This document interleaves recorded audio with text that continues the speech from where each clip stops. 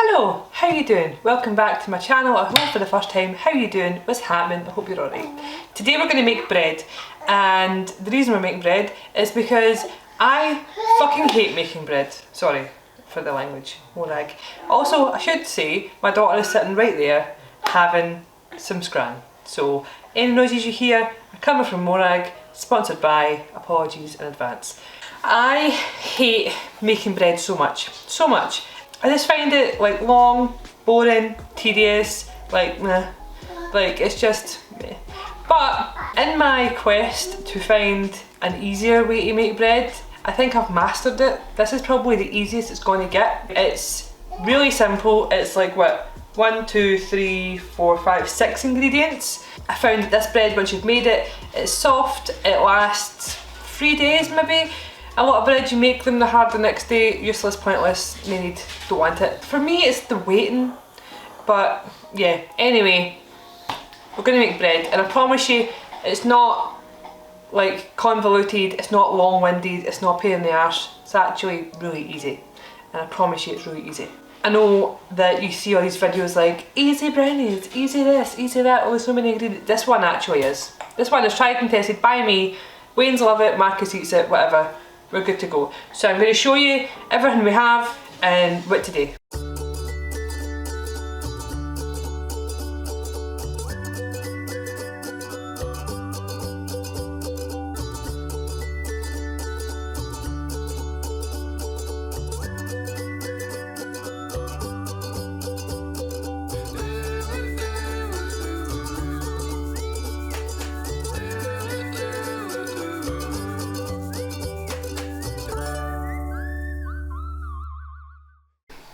Hello. Right, I'm brand new to this after like a year and a bit.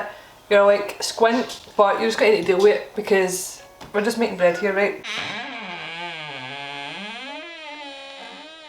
Anyway, so Tailored Feature's probably going to put ingredients somewhere. First thing you're going to need to do is bloom your yeast. So you're going to need 420 millilitres of warm water, or like, what is that? 15 fluid ounce, whichever one is easier to see on your jug, just do that one. And then either like a 7 gram sachet of yeast or just 7 grams of yeast, because I've got a big boy yeast.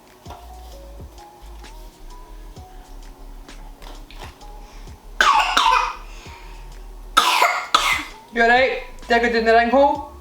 Then we need something for the yeast to eat, to feast on, to like do its business, right? So we're going to use honey. Use what you want, use sugar, use golden syrup, use maple syrup. I'm using honey, right? So I've got my wee booklet here that tells me what I've wrote down, because I've wrote my stuff because I'm professional. 85 grams of honey is what I've wrote there. So let's do that.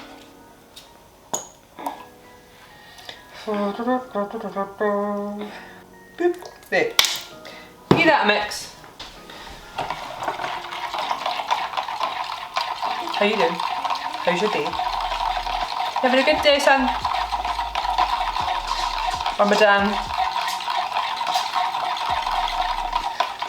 Hope you're doing well. I'm just stirring my yeasty honey business. Right, so you're doing that until all the honey's dissolved, right? Which I think it is. Right, smashing. Right, so just ignore this for 10 minutes. Put a tea towel or something on it so nothing flies inside it, right? Yeah, that's the most complicated thing done, really, kind of, sort of. So, I'm going to use my stand mixer because, again, we're trying to make easy bread, so I'm not going to be kneading with my hands or nothing like that. Like, that's just not happening. So, stand mixer with your dough hook, right? So, in here, get a wee wipey shoogie in case there's anything in there that shouldn't be. Stick your flour. So, we need 770 grams of flour. Excuse me. I'm just using white flour. You can use wholemeal flour, use whatever flour you want. I'll use mine. But just like plain, don't use self-rising, like plain flour. That'll do. We're going to add a wee bit of salt to this because everything needs salt. 1.5 teaspoons of salt. Right. That's a half. That's a half. That's a half. So that's 1.5 and a bit extra. Give that a mix. So the last ingredient we're going to need is butter. We're going to melt our butter and then we're going to pour it into our bloom. Hold your horses, getting ahead of myself. We'll do it together, right? Your salt and your flour's mixed. Now we just need to hang about for an extra like 9 minutes until this bloom has bloomed, and then we'll go from there. So I'm going to turn the camera off for the next 9 minutes and talk to my wee. I'll be back. I'll see you in a minute, right? Just fucking patient. Hello again, welcome back. Right, okay, so it's been like 7 minutes, but I am super impatient.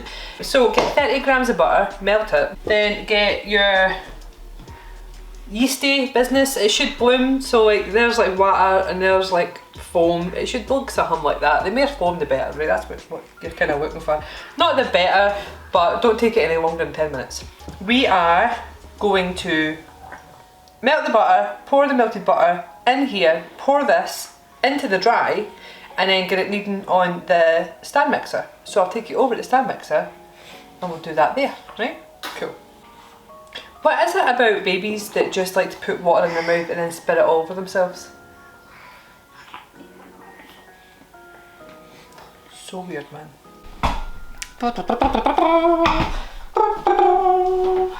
Oh, do you see that, Morag? Wow.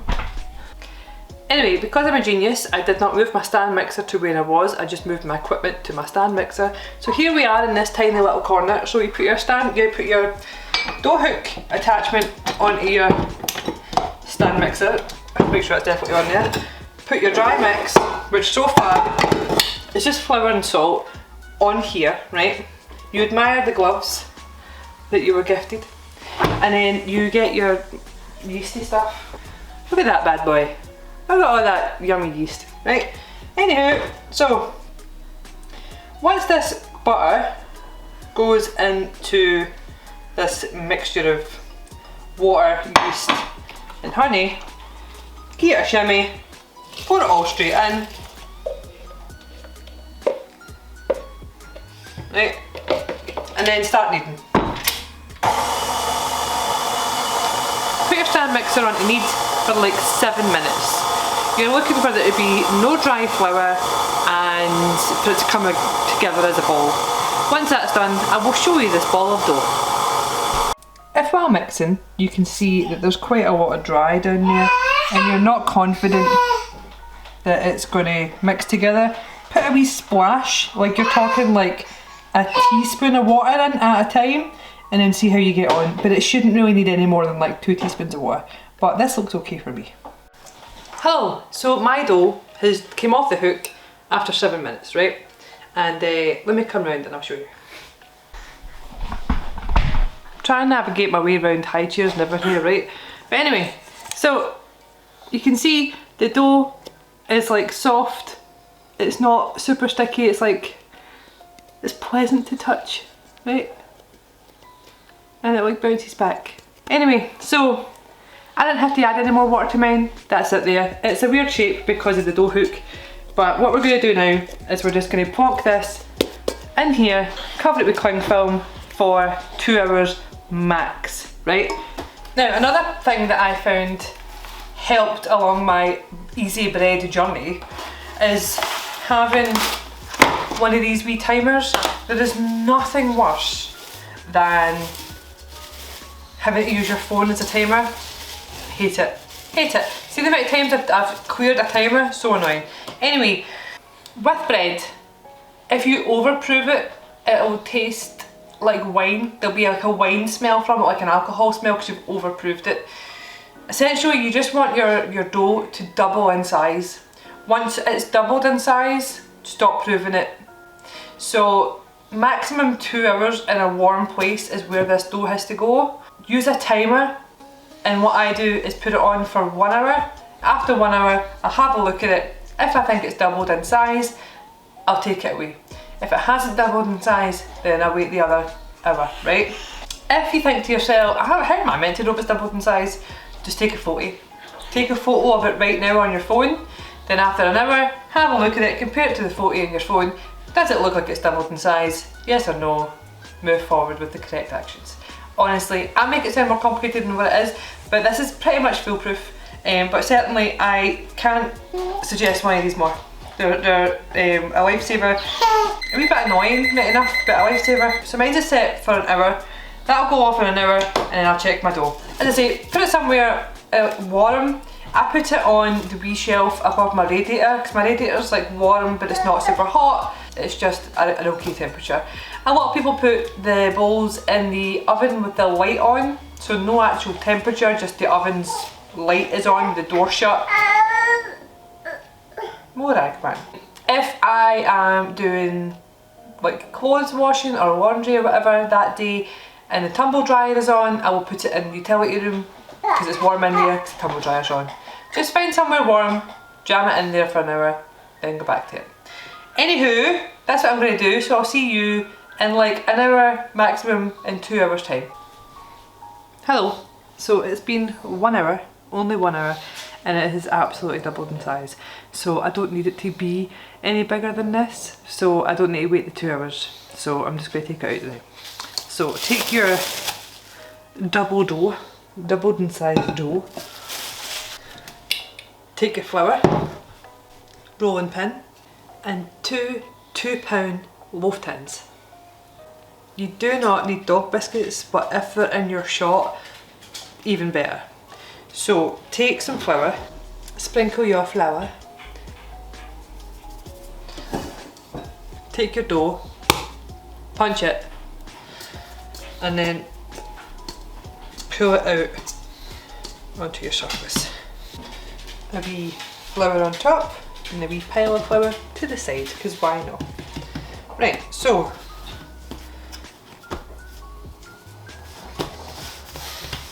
you want to take this and cut it in half. Hello, forgot to mention, the dough that you have, before you cut it in half, right?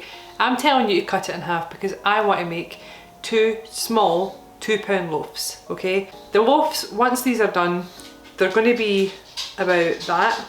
It's going to be a short loaf because that's what my family prefers. If you want a loaf that's tall, like the kind of like long pan breads, if you want one of them, roll the whole thing up into the one tin. Just be careful that it doesn't overflow. Maybe get a taller tin.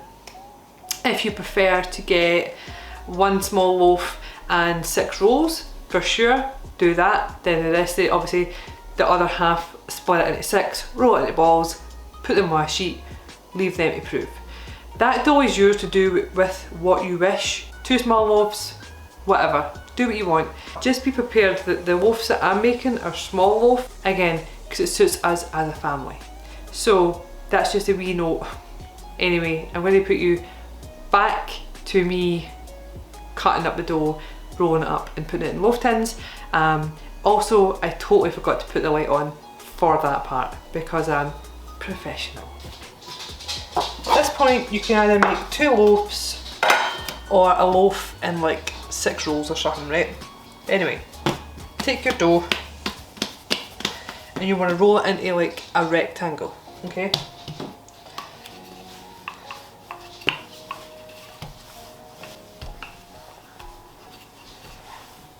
Now you have your rectangle, roll it up.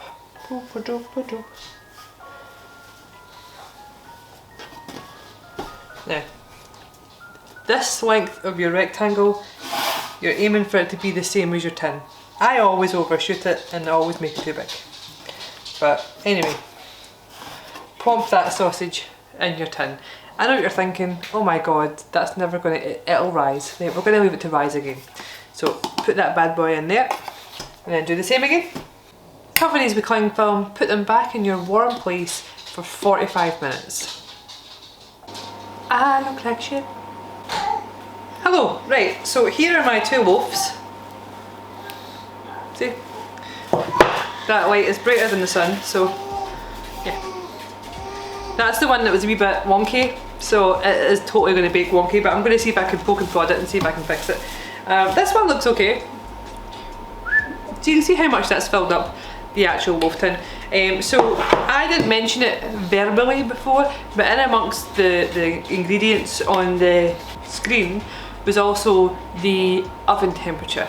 If you missed it, it's 160 degrees Fahrenheit. I don't know what that is. Not Fahrenheit, it's like 160 degrees fan oven is what I use. 180 normal oven. Don't know what that is gas, or don't know what that is in American. But essentially put it in the oven for 25 to 30 minutes, depending on your oven. My oven is quite hot, 25 minutes is enough for me. You're just looking for a nice golden crust. So yeah, there is this weird wonky bit. I'm just gonna try and like, maybe just shove it over a wee bit, you know. I've poked a big fucking hole in it, but don't do that, just shove it out a wee bit and that'll do. Right, let's put this in the oven.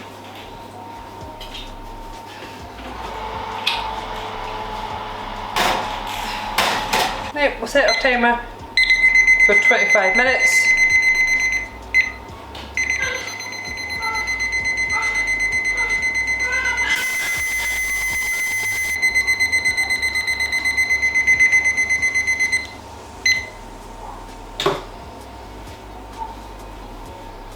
I'll see you in 25 minutes.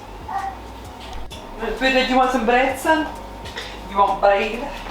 Looking through the oven door, the weird shaped one didn't get any better. But the other one looks quite good. So let's take them out of the oven together.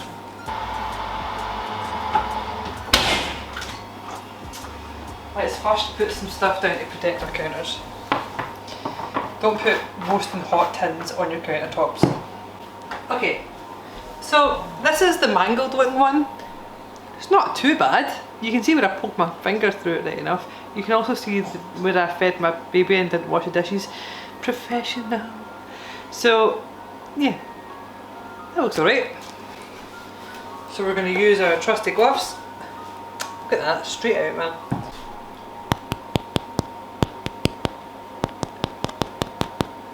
Hear that? Sounds hollow? That's what you want. Again, this is the mangled one, so like underneath doesn't look ideal, but it's homemade bread, you. Doesn't need to look shop perfect. That's almost not the point.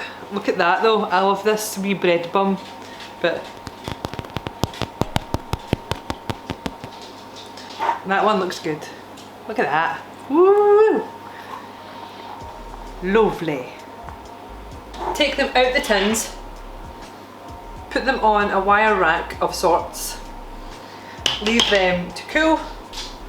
Do not, under any circumstance, cut them while they're warm because they'll be shite. Just wait till they cool, like cool completely, then cut a slice. But we can do that together as well because of course we can. So I'll be back in like a few hours. I'm going to go be a mum now. I'm going to go pick up my car from the garage. I'm going to go to pick up Sadie from the nursery and make dinners, feed kids, change bums, all that stuff, and I'll be back and we can cut this bread together and make a sandwich. I mean, so far it has been pretty easy, realistically.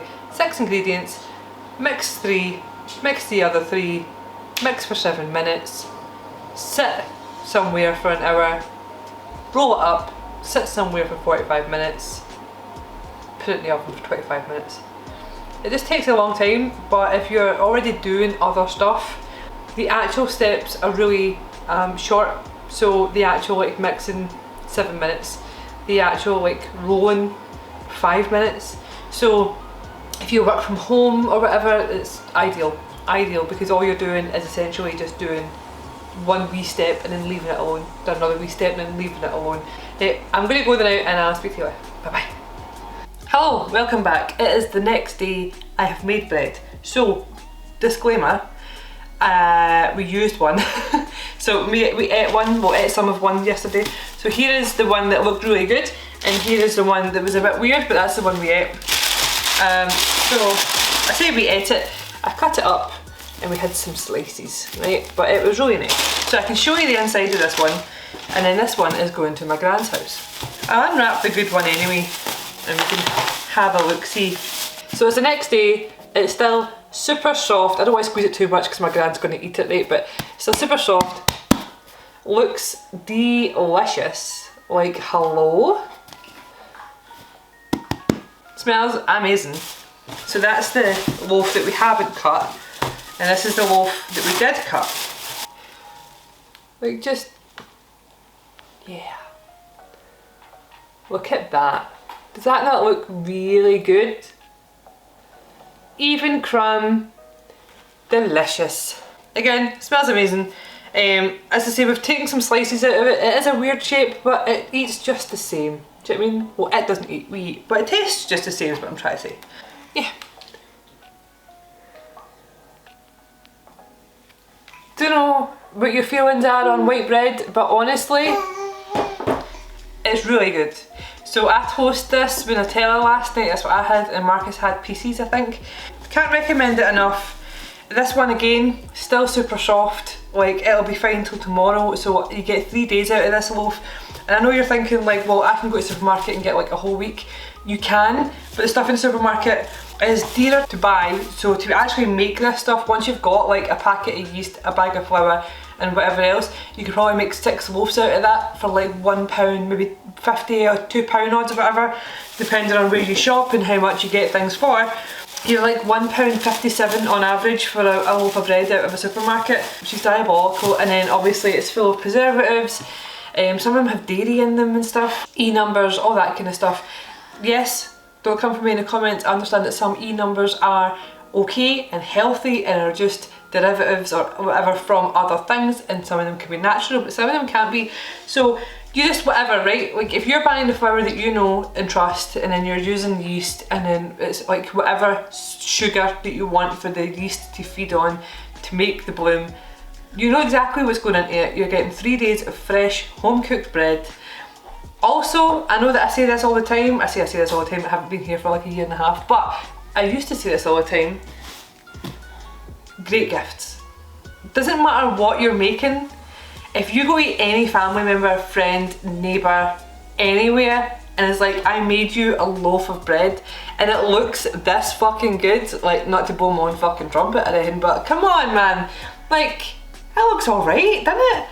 If you give this to someone that you love, they're gonna be like, oh my god, yes, thank you so much. Nobody is gonna be like, ugh, she made bread and gave me some. Absolutely not. People love homemade bread. So perfect gift. This concludes my rant about bread. I do enjoy bread, but if you like this video, please consider giving it a like or a share or a wee comment. If you hated it, also let me know. Tell me why you hated it and see if I can change it. I probably won't. I'm not great at change. Thank you for staying in this video for this long. Thank you for welcoming me back to YouTube, and I'll see you in 2 weeks-ish. Bye! Goodbye, goodbye, bread butt. You want some bread, Monag? I'll make you a bit of toast. Hmm?